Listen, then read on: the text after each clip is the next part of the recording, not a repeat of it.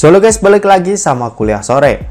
Oke, di sini kita mau ngobrol santai aja ya, dan kita mau bicara soal iPhone second atau iPhone yang worth it buat dibeli di tahun 2021 ini.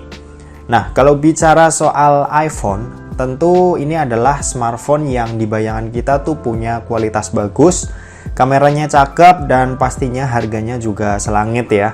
Tapi sebenarnya worth it nggak sih beli iPhone yang baru di launching, misal kayak iPhone 12 series yang harganya itu masih di angka belasan juta. Sebenarnya kalau kalian ada duitnya dan kalian ingin invest lebih di sebuah smartphone, iPhone 12 series ini adalah pilihan terbaik, di mana update software yang didapat itu bakal bisa dipakai sampai 5 atau 6 tahun ke depan.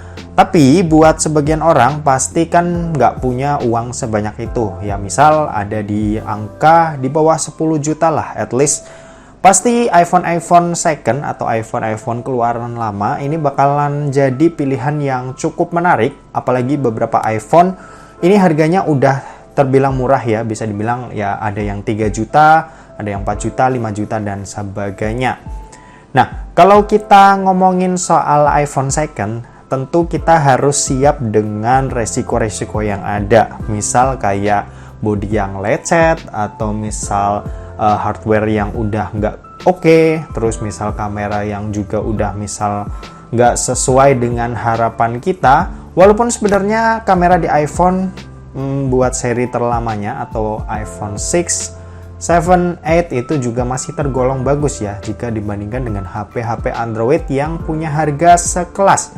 Di sini kalau kita lihat, ini aku punya rekomendasi salah satu smartphone yang menurutku adalah smartphone yang paling oke buat dibeli di tahun 2021 ini.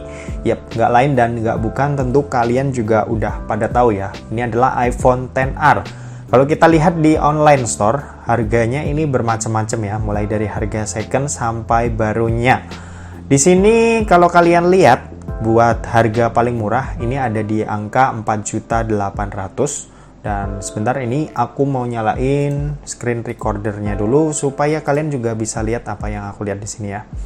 Oke, dan kita buka ini. Nah, di sini kalian bisa lihat kalau harga paling murah di sini itu 4.800.000, dan ini kalau kita buka sebenarnya ini ada pilihan variannya ya, ada yang grade A dan grade B. Kalau yang grade B ini tingkat kemulusan 85 sampai 90%. Nah, masalahnya di sini apakah ya kelecetan atau misal kemulusan sebuah smartphone atau iPhone ini berpengaruh sama preferensi kalian dalam memilih sebuah iPhone.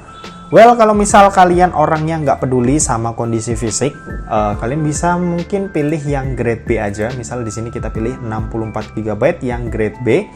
Dan buat varian warna, misal kita pilih yang merah. Nah, ini harga termurahnya, yaitu yang grade B. Misal stok yang ready kan tadi cuma warna merah ya. Oke, harga termurahnya dengan harga 4.800.000. Apa yang kalian dapat ini sebenarnya udah oke banget, karena di sini itu kita bisa lihat beberapa informasi yang ditulis oleh sellernya. Jadi smartphone ini bisa pakai semua operator yang ada di Indonesia. Ini bisa kalian lihat di sini. Ini aku stabilo di sini, bisa semua operator yang ada di Indonesia. Tentunya iCloud-nya clear, terus bebas reset dan upgrade. Dan yang terpenting ini sebenarnya ini entah benar atau enggak ya. Yang jelas di sini dia ditulis LCD 100% True Tone on. Original ya, dan second original bukan rekondisi. Jadi sebenarnya ini bisa jadi acuan sih buat kalian yang mau beli iPhone second di tahun 2021 ini. Oke, kalau kita misal lihat dari spesifikasi iPhone XR. Oke. Di sini buat spesifikasi sebenarnya ya kalian udah pada tahu ya, karena aku juga sebelumnya udah pernah nge-review smartphone ini di tahun 2021. Tepatnya itu di bulan Januari tahun ini, dan dengan chipset Apple A12 Bionic berfabrikasi 7 nanometer. Smartphone ini sebenarnya juga udah powerful banget buat dipakai main game-game misal ya kayak Mobile Legends, PUBG Mobile, dan bahkan Genshin Impact sekalipun. Meskipun cuma pilihan RAM yang tersedia adanya 3 GB aja, Tapi 3 GB sebenarnya nggak berpengaruh sih ke performa smartphone ini. Itu cuma buat multitasking aja. Jadi misal kalian buka banyak aplikasi yang lama nggak kebuka, itu masih tetap bisa dibuka dengan sangat cepat, atau istilahnya quick open ya, tanpa harus menutup dan membuka aplikasinya secara berulang.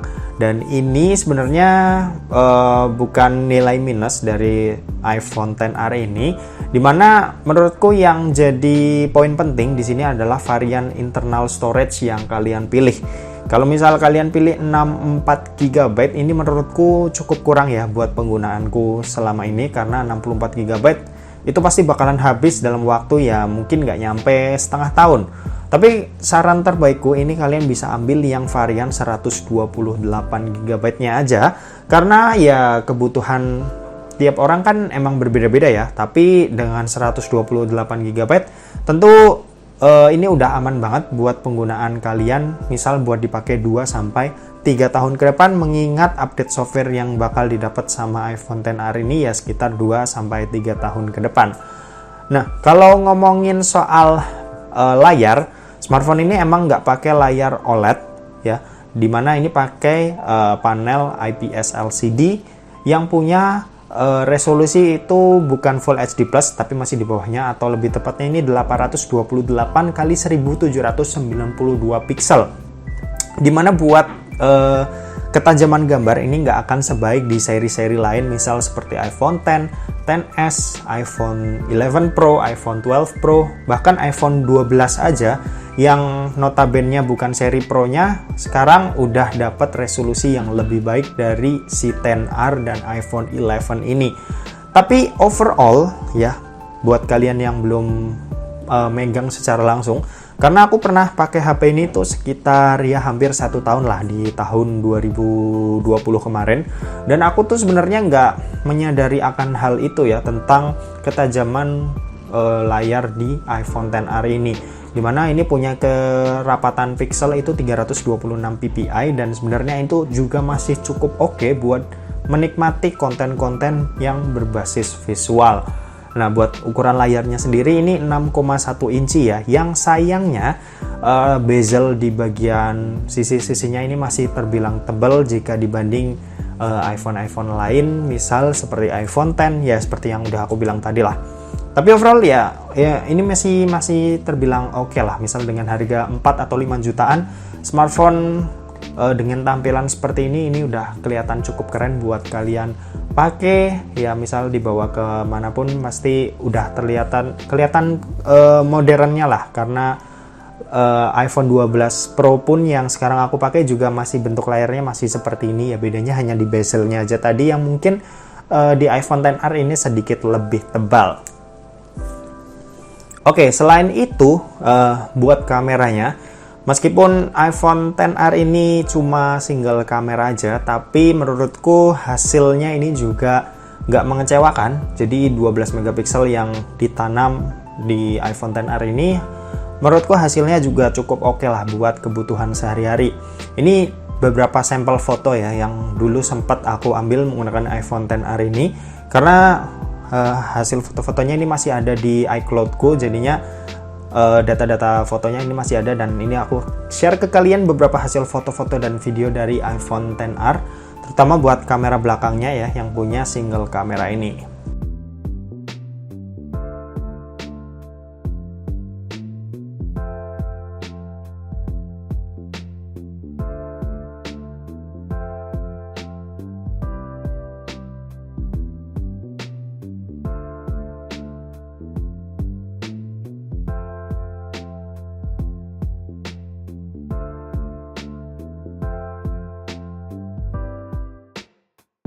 Oke, ini perekaman video kamera belakang dari iPhone XR.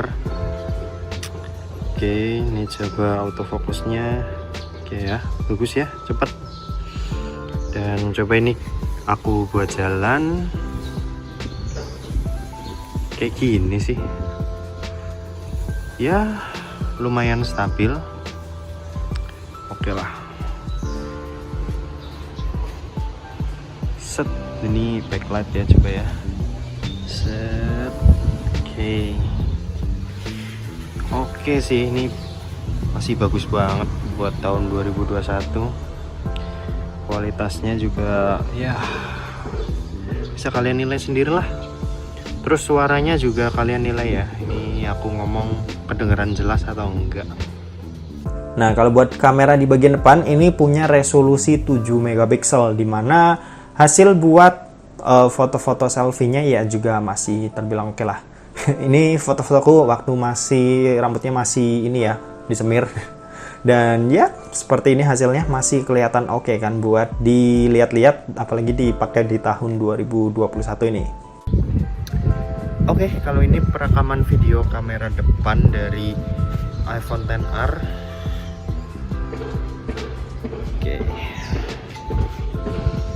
Oke sih, nggak ada masalah. Ini lagi cerah juga, banyak angin. Oke, mungkin gitu aja kali ya. Kalian nilai juga buat kualitas audionya. Oh ya, aku belum buat jalan ya. Kayak gini. Kita balik. Ini aku lagi di atas balkon sambil lihat-lihat sore hari pemandangan. Oke, gitu aja. Yo. Oke, terus kalau masalah baterai, buat baterainya sendiri ini punya kapasitas 2942 mAh, dimana punya kecepatan ngecas ini sekitar antara ini masih ambigu ya sebenarnya, antara 15 sampai 18 watt. Tapi yang jelas buat pemakaianku waktu itu, buat pengecasannya ini masih tergolong cepet lah ya, meski sekarang kan aku pakainya iPhone 12 Pro ya. Sebenarnya masih lebih cepat yang iPhone 12 Pro ini sih, tapi buat iPhone XR yang menurutku harganya 45 juta ini udah tergolong cepat lah, sekitar 15 atau 20 watt. Dan buat penggunaan sehari-hari sebenarnya iPhone XR ini bisa terbilang punya daya tahan yang cukup awet buat dipakai sehari-hari. Jadi smartphone ini tuh sebenarnya punya kapasitas baterai yang nggak terlalu gede ya, kayak yang udah aku sebutin tadi, cuma sekitar 2900-an mAh. Tapi buat kebutuhan sehari-hari dari pagi sampai sore ini masih cukup bisa menunjang kebutuhan kita. Misal ya kayak buat chattingan, buat nonton YouTube, buat main TikTok, atau main game sekalipun ini juga masih terbilang cukup bagus daya tahannya. Karena ya sekali lagi resolusi layar di sini tuh cukup berpengaruh dengan daya tahan atau energi yang dikeluarkan oleh smartphone ini. Jadi menurutku ya 2900 mAh sebenarnya angka yang kecil, tapi buat kebutuhan nyata ini sebenarnya cukup banget buat menunjang itu semua. Dan ya paling gitu aja. Menurutku iPhone XR ini adalah iPhone yang menurutku masih paling worth it lah buat dibeli saat ini, mengingat hal-hal yang mungkin bisa jadi pertimbangan kalian ya, misal seperti layarnya tadi sih, terutama sama kameranya yang mungkin cuma single kamera. Kalau biasanya kan iPhone yang baru-baru ini udah ada lensa ultra wide, bahkan ada yang telenya. Tapi di iPhone XR ini itu cuma single kamera aja atau kamera wide biasa aja, yang mungkin bisa jadi pertimbangan kalian. Tapi kalau misal kalian bukan orang yang fotogenik atau misalnya foto-foto buat ala kadarnya dan yang penting story-nya bagus, ini sebenarnya udah oke banget buat dipakai. Terus buat layarnya ya tadi seperti yang aku bilang, layar di iPhone XR ini meskipun secara spesifikasi ini di bawah rata-rata, tapi buat pemakaian normal atau yang standar-standar aja, dan misal kalian nggak bandingin lah, at least ini punya kualitas yang cukup oke buat di kelas harganya ya. Meskipun sekarang HP Android 5 jutaan itu udah Super AMOLED yang kameranya ini maksudnya layarnya ini udah bagus-bagus, tapi at least dengan ini mengingat ini HP iPhone ya, sekali lagi ini tetap kelihatan keren. Dan oke, mungkin segitu aja buat video kali ini. Terima kasih buat yang udah nonton video ini. Jangan lupa buat like, komen, dan share juga ke teman-teman kalian supaya teman-teman kalian mendapatkan informasi yang bermanfaat dari kuliah sore. Oke, terima kasih yang udah nonton video ini sampai habis dan sampai jumpa di kuliah selanjutnya. Bye bye.